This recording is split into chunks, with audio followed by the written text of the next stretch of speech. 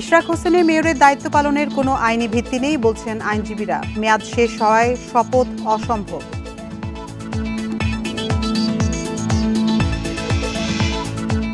ফেনীর ফুলগাজীতে নদীর বাঁধ ভেঙে 5 গ্রাম প্লাবিত, নিম্নমানের কাজের অভিযোগ পানি উন্নয়ন বোর্ডের বিরুদ্ধে।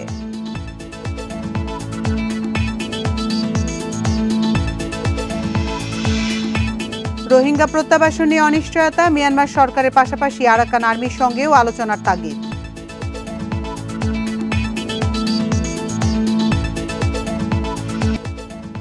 স্বাগত বিরতিহীন সংবাদ দুপুরে, আপনাদের সাথে আছি আমি আতিফ আঞ্জুমান। শিরোনাম শুনছিলেন এতক্ষণ, এবার চলে যাচ্ছি পুরো খবরে। শপথ না হওয়ায় ঢাকা দক্ষিণ সিটি কর্পোরেশনের মেয়র হিসেবে ইশরাক হোসেনের দায়িত্ব পালনের কোনো আইনি ভিত্তি নেই বলছেন সুপ্রিম কোর্টের আইনজীবীরা। এদিকে নির্বাচিত মেয়রের 5 বছরের মেয়াদ শেষ হওয়ায় এখন তাকে শপথ পড়িয়ে চেয়ারে বসানোর আর কোনো সুযোগ নেই বলেও জানান তারা। তবে বিষয়টি এমন পরিস্থিতিতে নিয়ে যাওয়ার দায় সরকার এড়াতে পারে না বলে মত দেন অনেক আইনজীবী। বিএনপি নেতা ইশরাক হোসেনকে ঢাকা দক্ষিণ সিটি কর্পোরেশনের মেয়র ঘোষণা করে 27 মার্চ রায় দেয় বিচারিক আদালত। এরপর গেজেট প্রকাশ করে নির্বাচন কমিশন। পরে বিষয়টি গড়ায় উচ্চ আদালতে। এদিকে 26শে মে 30 দিনের সময়সীমা শেষ হলেও পড়ানো হয়নি শপথ। আর মেয়রের 5 বছরের মেয়াদও শেষ হয়ে যায় জুনের শুরুতে। এরপরও নগর ভবন দখলে নিয়ে নিজেকে মেয়র দাবি করে নানা কার্যক্রম চালাচ্ছেন ইশরাক হোসেন। কয়েকদিন ধরে সিটি কর্পোরেশনের কর্মকর্তা কর্মচারীদের সঙ্গে করেছেন বৈঠক, দিচ্ছেন বিভিন্ন নির্দেশনা। সুপ্রিম কোর্টের আইনজীবীরা বলছেন শপথ ছাড়া তার দায়িত্ব পালনের কোনো আইনগত ভিত্তি নেই, বরং এই পরিস্থিতিতে ব্যাহত হচ্ছে নাগরিক সেবা। ইশরাকের এই আন্দোলনটা এখন আর কোনো যৌক্তিকতা নাই। তিনি ল, নৈতিকতা এবং বিএনপির পলিসিকে ভায়োলেট করেছে। শপথ নেওয়ার আগে সে তার কার্যক্রম শুরু করতে পারে না। যদিও কোর্টের একটা আদেশে উনি নির্বাচিত হয়েছেন, কিন্তু সেই টেনিউরও শেষ হয়ে গিয়েছে। তো সুতরাং আজকে যদি ওনার কারণে জনদুর্ভোগ বাড়ে, ওনার কারণে প্রশাসনিক কেওয়াজ হয়, তাহলে উনিই দায়ী থাকবেন। পাশাপাশি যারা সরকারে আছে, স্থানীয় সরকারে আছে, ইভেন প্রধান উপদেষ্টা মহোদয়ও কিন্তু এই দায় থেকে মুক্ত হবেন না। আদালতের রায় ও নির্বাচন কমিশনের গেজেট থাকায় ইশরাকের মেয়র দাবি করার আইনি অধিকার রয়েছে বলে মত অনেক আইনজীবীর। তবে শপথ না হয় দায়িত্ব পালন নিয়ে প্রশ্ন রয়েছে তাদেরও। আপিল বিভাগ পর্যন্ত কন্টেস্টের পরে ওইটা বহাল আছে, তার মানে সে তো আইন অনুসারে তো সে মেয়র। এখন একটা টেকনিক্যাল জায়গায় আপনি আটকাই রাখছেন তাকে, টেকনিক্যাল জায়গাটা আপনি রিলিজ করে দেন। এটা তো বিতর্ক গভর্নমেন্টের কাছেই আছে। আপনি যদি বলতে চান যে ওত নেওয়ার পরেও তো আপনি বলতে পারতেন যে টাইম শেষ, তাহলে এখন এতদিন পর্যন্ত আপনি ইচ্ছা করে ওত করাচ্ছেন না। ঢাকা দক্ষিণের মেয়রের ইস্যুটি এখনো সমাধান না হয় সরকার, ইশরাক ও বিএনপি সব পক্ষই প্রশ্নবিদ্ধ, এমন মত বিশ্লেষকদের। Zahidul Bashar, Independent News, Dhaka. সরকার প্রশাসনে থাকা ফ্যাসিবাদের দোসরদের অপসারণ না করলে বিএনপি তাদের তালিকা প্রকাশ করবে বলে জানিয়েছেন দলটির চেয়ারপারসনের উপদেষ্টা মোয়াজ্জেম হোসেন আলাল। জাতীয় প্রেস ক্লাবের সামনে অপরাজেয় বাংলাদেশের যুব সমাবেশে এ হুঁশিয়ারি দেন তিনি। আলাল বলেন, ঘাপটি মেরে থাকা ফ্যাসিবাদের দোসরদের গ্রেপ্তার করে সুষ্ঠু নির্বাচনের পরিবেশ তৈরি করতে হবে। যারা গুম ও খুনের সঙ্গে জড়িয়ে ফ্যাসিবাদের হাতকে শক্তিশালী করেছে তারা আজ রাষ্ট্রের গুরুত্বপূর্ণ জায়গাগুলোতে অবস্থান করছে, কিন্তু সরকার তাতে বিচলিত নয় বলে অভিযোগ করেন। বলেন, নির্বাচন একটি গণতান্ত্রিক প্রক্রিয়া হলেও গত 3টি নির্বাচনে দেশের সাধারণ মানুষ ভোটাধিকার থেকে বঞ্চিত। এতে গণতন্ত্র ধ্বংস হয়েছে। দ্রুত একটি সুষ্ঠু নির্বাচনের মাধ্যমে গণতান্ত্রিক সরকারের কাছে ক্ষমতা হস্তান্তরের দাবি জানান তিনি।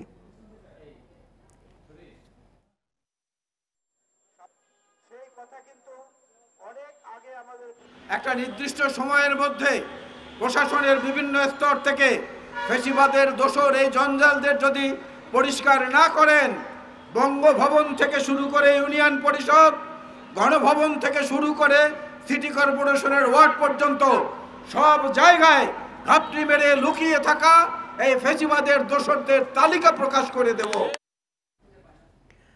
জুলাই অভ্যুত্থানের চেতনায় উদ্বুদ্ধ হয়ে কল্যাণমুখী রাষ্ট্র গঠনের লক্ষ্যে আজ আত্মপ্রকাশ করতে যাচ্ছে নতুন রাজনৈতিক দল বাংলাদেশ রিপাবলিক পার্টি। বৈষম্যহীন দেশ গড়ার লক্ষ্যেই এ দলের যাত্রা বলে জানান নেতারা।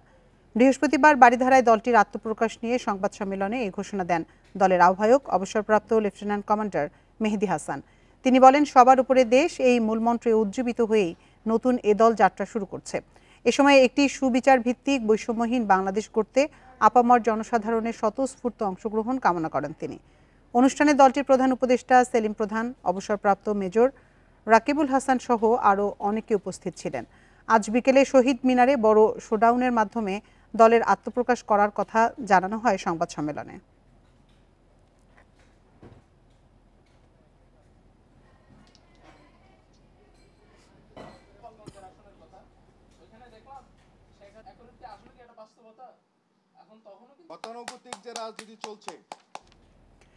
ইরানে ইসরায়েলের হামলার প্রতিবাদে রাজধানীর বায়তুল মোকাররমের সামনে বিক্ষোভ মিছিল করছে বিভিন্ন ইসলামী দল। সেখান থেকে বিস্তারিত জানাতে আমাদের সাথে যোগ দিচ্ছেন সহকর্মী সাজ্জাদ হোসেন। সাজ্জাদ, বায়তুল মোকাররমের সামনে তো বিভিন্ন ইসলামী দল বিক্ষোভ করছেন, সেখানকার সার্বিক নিরাপত্তা ব্যবস্থা কেমন দেখছেন?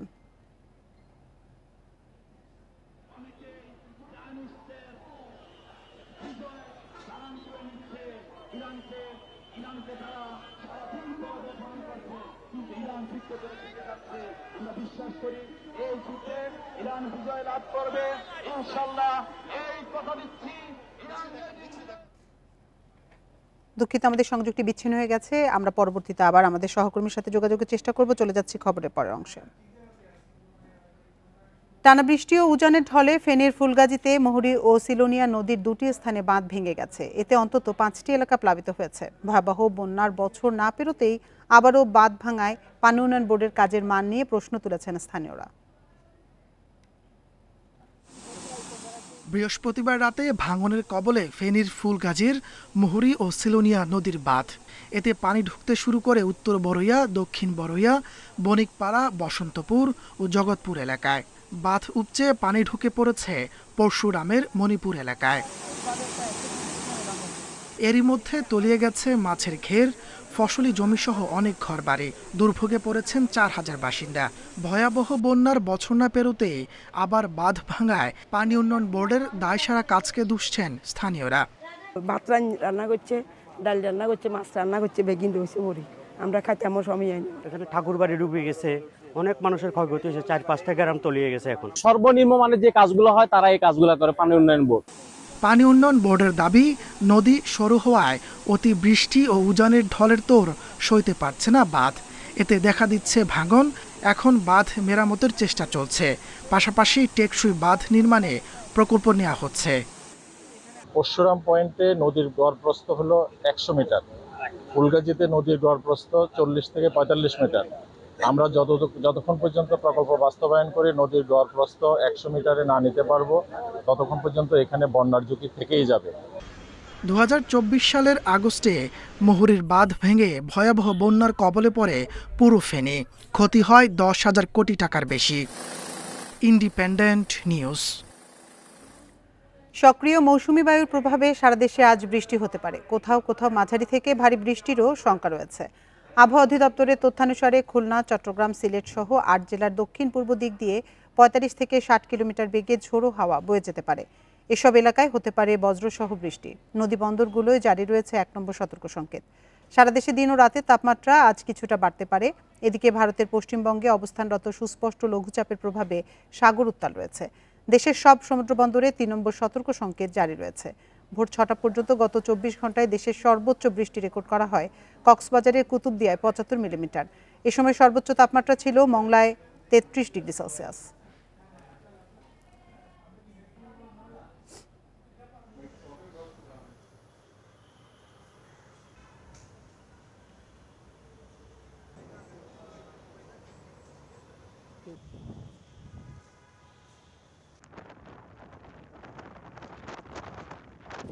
আগে যেমনটি জানিয়েছি, ভারতের উজান থেকে নেমে আসা পাহাড়ি ঢল ও কয়েকদিনের বৃষ্টিতে ফেনীর ফুলগাজীতে মুহুরী ও সিলোনিয়া নদীর দুটি স্থানে বাঁধ ভেঙে গেছে। এতে 5টি গ্রাম প্লাবিত হয়েছে। এ নিয়ে বিস্তারিত জানাতে আমাদের সাথে যোগ দিচ্ছেন সহকর্মী সমীর উদ্দিন।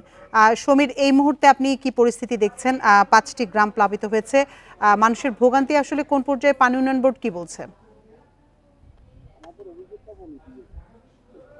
আসলে সকাল থেকে আমরা এই অঞ্চলের মানুষের বাড়িঘরে গিয়ে দেখি যে তাদের যে আসলে রান্না করার যে চুলো সেগুলো পানির তলে ডুবে আছে।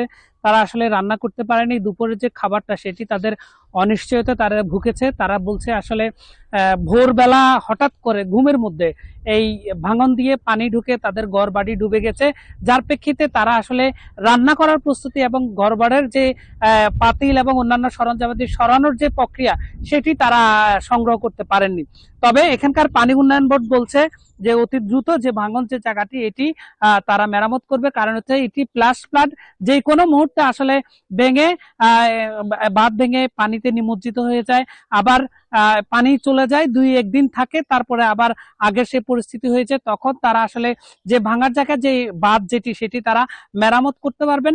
আর তারা আরেকটি বিষয় বলছে যে এই বাঁধ কেন বারবার ভাঙে, সে বিষয়ে যখন আমরা প্রশ্ন করি তিনি বলেছেন যে এই নদীতে একেবারে সরু, যার প্রেক্ষিতে উজানের যে ঢল এবং যে ভারী বৃষ্টিপাত হয় তাদের যে পানি ধারণ করার ক্ষমতা যে সক্ষমতা সেটি সরু হওয়ার কারণে সে পানি ধারণ করতে পারে না, যার প্রেক্ষিতে বাঁধ ভেঙে যায়। আর বাঁধ ভেঙে লোকালয়ে পানি ঢুকে এই অঞ্চলের মানুষজন তাদের যে ঘরবাড়ি, তাদের যে মাছের ঘের, তাদের যে মুরগির খামার, বিভিন্ন দোকানপাট সেগুলো আসলে একেবারে নষ্ট হয়েছে। তারা আসলে ক্ষতির সম্মুখীন প্রতি বছরই তারা এই বন্যার শিকার হন। তবে গতবার যে 24-এর ভয়াবহ বন্যা, সেই বন্যা হওয়ার কারণে এখানকার মানুষের ভিতরে এক ধরনের আতঙ্ক তৈরি হয়েছে। তারা বলছে এই যে বাঁধ ভাঙা শুরু হয় 3-4 দিন যদি স্থায়ী থাকে তাহলে ফেনীর সমস্ত জেলা জুড়ে এই বন্যার পানি ছড়িয়ে পরে এখানকার মানুষরা ভোগান্তি শিকার হয়।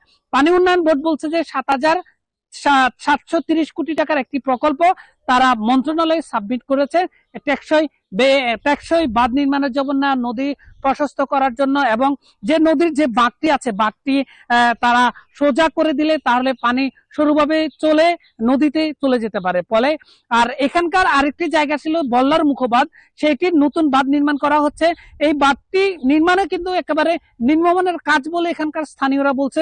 তারা বলছে যে গতবার যে জায়গাগুলোতে ভাঙে সেগুলো বারবার যদি ভাঙে, বেশি ভাঙলে পানি উন্নয়ন বোর্ডের বরাদ্দের পরিমাণ বাড়ে, তাদের আসলে 9-6 করতে তাদের বেশি সুবিধা হয়। তারা বলছে বারবার বাংলা মনে হয় পানি উন্নয়ন বোর্ডের সুবিধা হয়, এই জন্য তারা আসলে এই টেকসই বাঁধ নির্মাণের জন্য তেমন কোনো পদক্ষেপ নেন না। স্থানীয়রা আসলে ক্ষোভে আছে, তারা আসলে কষ্টের তাদের সীমা নেই, তারা চান এখানে একটি টেকসই নির্মাণ। আর জেলা প্রশাসনের পক্ষ থেকে এখানে স্থানীয় যে দুর্যোগ প্রবণ এলাকা তাদেরকে দেখতে আসছেন, এসে তারা বলছে যে বন্যার পানি নেমে যাওয়ার পরে বা কারা কারা কি পরিমাণ ক্ষতি হয়েছে তাদের একটা তালিকা করবে, তালিকা করে অনুযায়ী তাদেরকে সহায়তা করবে। স্থানীয়রা বলছে যে তারা আসলে ত্রাণ চান না, তাদের ত্রাণ দরকার নাই, তারা স্থান হচ্ছে এটি স্থায়ী সমাধান। আর অনেকের বাড়িঘর একদম নদীর পাশে, তাদেরকে আমরা বলেছিলাম যে আপনারা এত নদীর পাশে কেন ঘরটি তৈরি করবেন, বারবারই তো আপনাদের ভাঙনের শিকার আপনারা ক্ষতিগ্রস্ত হন। তারা বলছে আসলে তাদের পৈতৃক যে জায়গা, এই জায়গা নদীর যে বেড়িবাঁধ, এটি বাঁধ যখন দেয় তখন বাড়ির পাশে চলে আসে, তার প্রেক্ষিতে যখন এই বাঁধ ভাঙে তখন তাদের বাড়িঘর নিয়ে যায়, তারা আসলে যাওয়ার তেমন জায়গা নাই। এখানকার যে 7,331 কোটি টাকার যে মেগা প্রকল্প তারা তৈরি করেছে, এটি যদি হয় তাহলে সেখানে অধিগ্রহণের যে জায়গাটি আছে সেই অধিগ্রহণ টাকা যখন দিবে তারা এইখান থেকে সরে উন্নত যাওয়ার জন্য বলছে। তবে তারা বলছে যে স্থানীয়রা আসলে জায়গা দিতে চান না, কিন্তু তারা টেকসই বাঁধ চান। এটা পানি উন্নয়ন বোর্ডের কথা। তো তারা বলছে যে পানি উন্নয়ন বোর্ডের সমীর, আপনি আরো তথ্য সংগ্রহ করতে থাকুন, আমরা পরবর্তীতে আবার আপনার সাথে যোগাযোগ করব। ফেনী থেকে বন্যা পরিস্থিতির সবশেষ তথ্য জানাচ্ছিলেন সহকর্মী সমীর উদ্দিন। এদিকে সাভারে সামান্য বৃষ্টিতেই দেখা দিচ্ছে জলাবদ্ধতা, কখনো কখনো সড়ক উপচে পানি আশপাশের দোকান ও ঘরবাড়িতে ঢুকে পড়ছে। এতে চরম দুর্ভোগ পোহাতে হয় সাধারণ মানুষকে। পৌরবাসীর দাবি ড্রেনেজ ব্যবস্থা থাকলেও তা ময়লা জমে নিষ্কাশন ব্যবস্থা বন্ধ হয়ে গেছে। ঘণ্টাখানিক মুষলধারায় বৃষ্টি হলেই সাভার পৌরসভার ব্যাংক কলোনি, ছাপড়া মসজিদ, শাহীবাগ, তারাপুর সহ বিভিন্ন পাড়া মহল্লায় দেখা দেয় এমন জলাবদ্ধতা। ডুবে যায় রাস্তাঘাট, কোথাও আবার ব্যবসা প্রতিষ্ঠান সহ বাসাবাড়িতেও প্রবেশ করে পানি। এমন পরিস্থিতিতে বৃষ্টি হলেই আতঙ্ক বাড়ে সাভারের বাসিন্দাদের। আমরা ঘর থেকে বের হতে পারি না, আমাদের ঘরে পানি ঢুকে যায়, এরপরে আমাদের ছেলে মেয়ে স্কুলে যেতে পারে না, অটো ডুবে যায়, মোটরসাইকেল ডুবে যায় এবং পানির বড় ধরনের একটা স্রোত যায়। খাল, বিল ও নালা দখল করে গড়ে উঠেছে ঘরবাড়ি, দোকানপাট ও শিল্প কারখানা। ড্রেনেজ ব্যবস্থা থাকলেও তা ময়লা জমে নিষ্কাশন ব্যবস্থা বন্ধ হয়ে গেছে। সামান্য বৃষ্টিতেই ড্রেন উপচে ওঠে রাস্তায়। অসংখ্য রাস্তার ড্রেন, এর ব্যবস্থাপনা পৌরসভার যে জনবল রয়েছে এবং বরাদ্দ রয়েছে, আমি মনে করি এটাতে তারা সমর্থবান না। তারা এই সমর্থবান না থাকার কারণে এই সাপোর্টগুলো দিতে পারছে না। উপজেলা নির্বাহী কর্মকর্তা বলছেন, জলাবদ্ধতা নিরসনে দ্রুত প্রয়োজনীয় উদ্যোগ নেওয়া হবে। যে ড্রেনগুলোতে পানি প্রবাহিত হয় সেই ড্রেনগুলো হলো যে আমরা ইতিমধ্যে পরিষ্কার করেছি, আপনারা জানেন। তো সেই কারণে হলো যে এই জলাবদ্ধতা নিরসনের জন্য যা যা করণীয় দরকার প্রশাসনের পক্ষ থেকে, উপজেলা প্রশাসনের পক্ষ থেকে এবং পৌর প্রশাসন থেকে, সেগুলো আমরা করব ইনশাআল্লাহ। সাভার পৌরসভায় অন্তত 10 লাখ মানুষের বসবাস। Independent news. আপনারা দেখছেন বিরতিহীন সংবাদ দুপুর। সংবাদে আরো যা থাকছে। গাজীপুরের শ্রীপুরে সড়কে ডাকাতির সময় গাড়ির আঘাতে একজন নিহত, ডাকাতের হামলায় নিহত অটো চালক।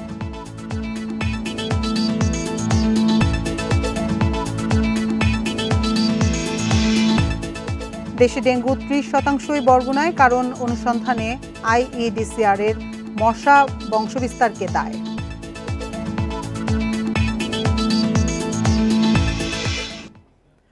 অনিশ্চয়তার মুখে পড়েছে বাংলাদেশে বসবাসরত রোহিঙ্গাদের নিজ দেশে ফেরা। মিয়ানমারে গৃহযুদ্ধের কারণে আলোর মুখ দেখেনি প্রত্যাবাসন, তবে এখনও নিজ ভিটেমাটিতে ফেরার আশায় রোহিঙ্গারা। প্রত্যাবাসনে গতি আনতে মিয়ানমার সরকারের পাশাপাশি আরাকান আর্মির সঙ্গেও আলোচনা করা উচিত বলে মনে করেন প্রত্যাবাসন কমিশনার। কক্সবাজারের উখিয়া টেকনাফের 33টি ক্যাম্পে বসবাস 13 লাখের বেশি রোহিঙ্গার। মিয়ানমারের নিপীড়ন সংঘাতের কারণে বাংলাদেশে আশ্রয় নিয়েছেন তারা। এর মধ্যে বারবার আলোচনায় এসেছে তাদের প্রত্যাবাসনের ইস্যুটি। জান্তা সরকারের নিপীড়নে রাখাইন ছাড়া রোহিঙ্গাদের নিজ ভূমিতে ফেরার অনিশ্চয়তা কাটেনি আরাকান আর্মি প্রদেশটি দখল নেওয়ার পরও, বরং বিদ্রোহী আরাকান আর্মিও বিরূপ রোহিঙ্গাদের প্রতি। সম্প্রতি নতুন করে বাংলাদেশে ঢুকেছে 1,18,000 রোহিঙ্গা। তবে এখনো নিজ দেশে ফেরার আশা ছাড়েননি রোহিঙ্গারা। পরিস্থিতি স্বাভাবিক হওয়ার অপেক্ষায় তারা। আমরা আগেও বিশ্বকে জানিয়েছিলাম বাংলাদেশ আমাদের সাময়িক আশ্রয় দিয়েছে, তার জন্য আমরা শুকরিয়া জানাচ্ছি। তাদের সাথে আমাদের ঝগড়া বিবাদ লাগার আগে আমাদের জন্য দ্রুত সেফ জোন বানাতে হবে। আমাদের অধিকার নিয়ে বার্মা সরকারকে আমাদের ফেরত দেওয়ার জন্য বিশ্ববাসীর কাছে অনুরোধ করছি। সরকারের দিবা বলে আশা করি। নিজেদের অধিকার নিয়ে নিজ দেশে ঘরবিটা দিয়ে আমাদের পৌঁছিয়ে দিলে আমরা খুব খুশি হব। শরণার্থী ত্রাণ ও প্রত্যাবাসন কমিশনার মনে করেন, প্রত্যাবাসন নিয়ে মিয়ানমার সরকারের পাশাপাশি আরাকান আর্মির সঙ্গেও আলোচনা চালিয়ে যাওয়া উচিত। পরিস্থিতি স্বাভাবিক হলে প্রত্যাবাসন প্রক্রিয়া সহজ হবে বলে আশা করছেন তিনি। যুদ্ধ পরিস্থিতি থেকে বেরিয়ে এসে একটা নতুন গণতান্ত্রিক কিংবা সুষ্ঠু পরিবেশ বজায় রাখতে হয়, তাহলে সেইখানে রাখাইন কমিউনিটির যে প্রতিনিধির পাশাপাশি যে সেকেন্ড লার্জেস্ট কমিউনিটি যারা রয়েছেন রোহিঙ্গা জনগোষ্ঠী, তাদের প্রতিনিধিত্ব নিশ্চয়ই তারা নিশ্চিত করবেন। রোহিঙ্গাদের নিজ দেশে ফেরত পাঠাতে না পারলে সংকট আরও বাড়বে। ক্যাম্পগুলোতে বছরে জন্ম হচ্ছে অন্তত 30,000 শিশুর। তৌফিকুল ইসলাম, ইন্ডিপেন্ডেন্ট নিউজ, কক্সবাজার। এ নিয়ে বিস্তারিত জানাতে কক্সবাজার থেকে আমাদের সাথে যোগ দিচ্ছেন সহকর্মী তৌফিকুল ইসলাম। তৌফিক, এই মুহূর্তে বাংলাদেশে অবস্থানরত রোহিঙ্গার সংখ্যা কত এবং রোহিঙ্গা প্রত্যাবাসনে অগ্রগতি চোখে পড়েছে কিনা কোনো?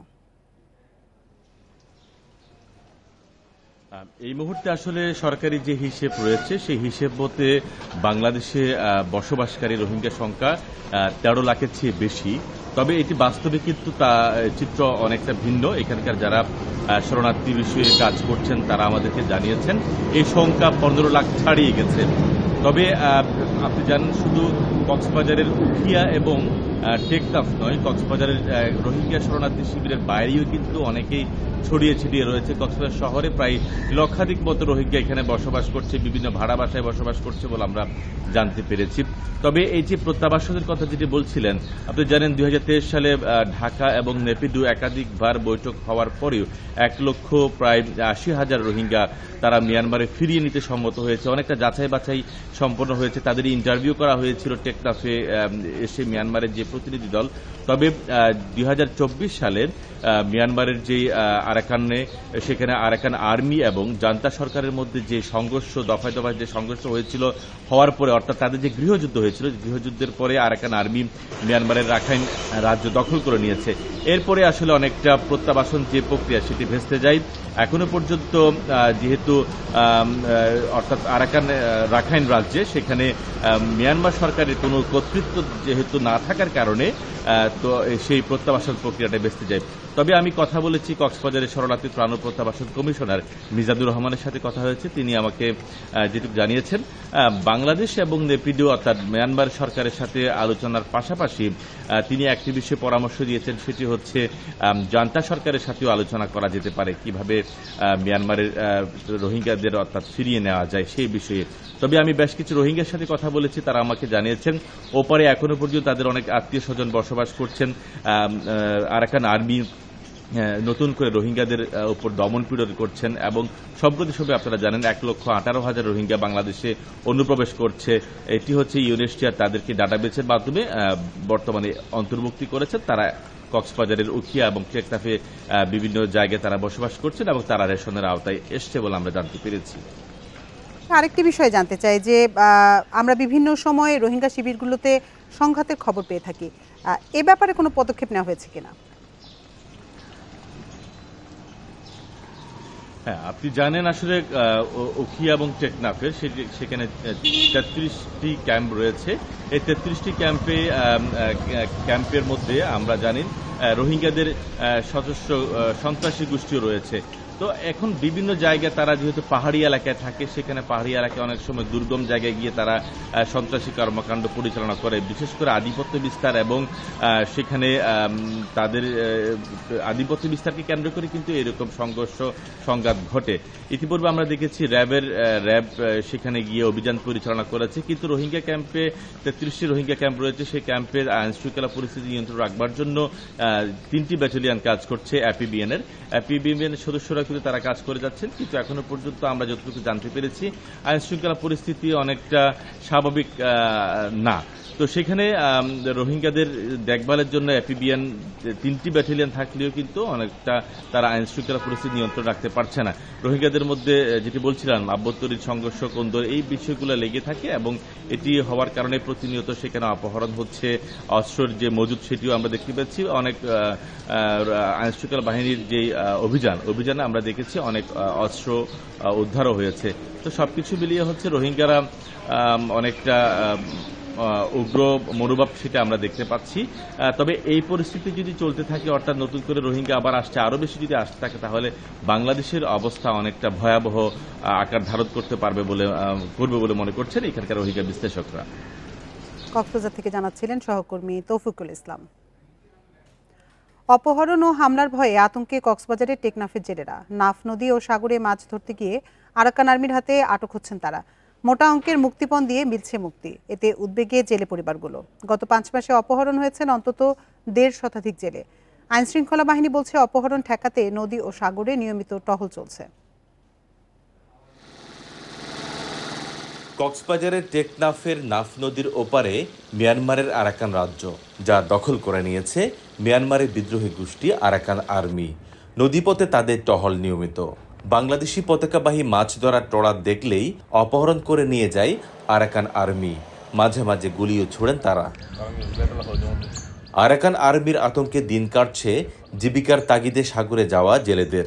তাদের অভিযোগ, আরাকান আর্মির হাত থেকে ছাড়া পেতে অনেক সময় দিতে হয় মোটা অঙ্কের মুক্তিপণ। জাল বয়ে বাজছিলাম, এখন তো জাল বইতে কঠিন সীমান্তর বাইরে যাইতে চাইলে তখন কোরাল যাইলে আই তাহলে এখন দঙ্কি দিয়ে এপাশে যাইলে তোর গুলি করে। আরাকান আর্মির ডর লাগে, তারা এখন আর বই দেখা গুলি তুলি হুরা তারা কেঙ্গুরি মাছ। নাফ নদী ও বঙ্গোপসাগর দিন দিন জেলেদের জন্য অনিরাপদ হয়ে উঠেছে বলে মন্তব্য করেছেন জেলে সংগঠনের নেতারা। আরাকান আর্মিরা বিভিন্ন সময় আমাদের জেলেরা মাছ ধরতে গেলে অতর্কিতভাবে গুলি করতেছে এবং অনেকজনকে ধরে নিয়ে যাচ্ছে। এটার বিষয় নিয়ে আমরা প্রশাসনের প্রতি দৃষ্টি আকর্ষণ করছি। নদী ও সাগরে নিয়মিত টহল দিচ্ছেন আইন শৃঙ্খলা বাহিনীর সদস্যরা। কোস্টগার্ড বলছে, কেবল জলসীমা লঙ্ঘন করলেই জেলেদের ধরে নিয়ে যায় আরাকান আর্মি। রাস্তা ধরে গেলাম আর চলে আসলাম সেটা না, নদীর মধ্যে কিন্তু রাস্তা বোঝা যায় না, ডিমার্কেশনটা অতটা বোঝা যায় না। তারা ভুলক্রমে চলে যায়। বাট তারা যখন ভুলক্রমে না চলে যায়, আমরা কিন্তু প্রতিনিয়ত এই যে মাইকিং বলেন, তাদেরকে লিফলেট বলেন, জনসমাবেশ বলেন, তাদেরকে আমরা বুঝাই যে এইটা এখন মাছ ধরার সময় নিষেধ সময়, আপনারা ওই পারে যাবেন না। গণমাধ্যমের তথ্য মতে গত 5 মাসে মাছ ধরতে গিয়ে অপহরণের শিকার অন্তত 1.5 শতাধিক জেলে। আইনশৃঙ্খলা বাহিনী জেলেদের ফেরত আনার দাবি করলেও বাস্তবে আরাকান আর্মিকে মুক্তিপণ দিয়ে ছাড়িয়ে আনতে হয় তাদের। তৌফিকুল ইসলাম, ইন্ডিপেন্ডেন্ট নিউজ, টেকনাফ, কক্সবাজার। রাজধানী বাজারে বেড়েছে চালের দাম। মানভেদে সরু ও মোটা চালের দাম বেড়েছে কেজিতে 2 থেকে 60 টাকা পর্যন্ত। চড়া মুরগির দামও। তবে স্বস্তি মিলছে সবজির বাজারে। ঈদ করে ঢাকায় ফিরেছেন কর্মজীবীরা, তাই ছুটির দিনে ভিড় বেড়েছে নিত্যপণ্যের বাজারে। তবে তাদের অস্বস্তিতে পড়তে হচ্ছে চাল কিনতে গিয়ে। সপ্তাহের ব্যবধানে সরু চালের কেজিতে বেড়েছে 7 টাকার মতো। গত সপ্তাহে মিনিকেট 75 থেকে 80 টাকা কেজিতে কেনা গেলেও এখন তা বিক্রি হচ্ছে 80 থেকে 88 টাকায়। 58 টাকার নিচে মিলছে না মোটা চাল। বাড়তি দামের জন্য মিল মালিকদের দুষছেন বিক্রেতারা। বাইর থেকে ঢাকা আপ ডাউনের যে গাড়ি ভাড়া ডবল, সব কিছু খরচা বেশি দেওয়ার পরে ঢাকায় আসার পরে মানুষ একটু বিপদের মধ্যে আছে।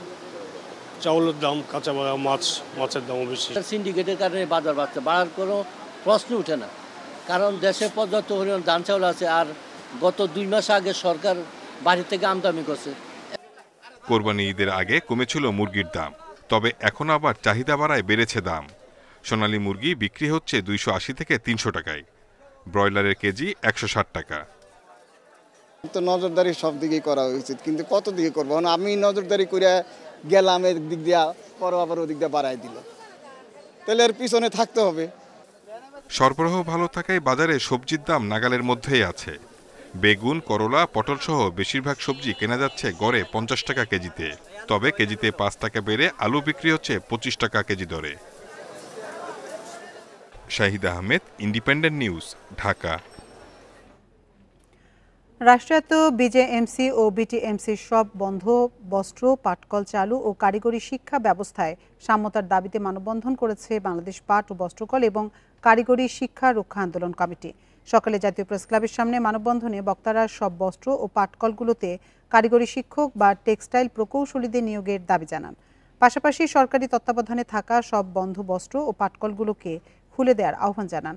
বন্ধ কারখানা শ্রমিকদের জন্য বিকল্প ব্যবস্থারও দাবি জানানো হয়। বক্তারা বলেন, বিগত সরকারের আমলে অন্যায়ভাবে অনেককে চাকরিচ্যুত করা হয়। এখন তাদের চাকরি ফিরিয়ে দেওয়া জরুরি। দাবি আদায় না হলে কঠোর আন্দোলনের হুঁশিয়ারি দেওয়া হয়।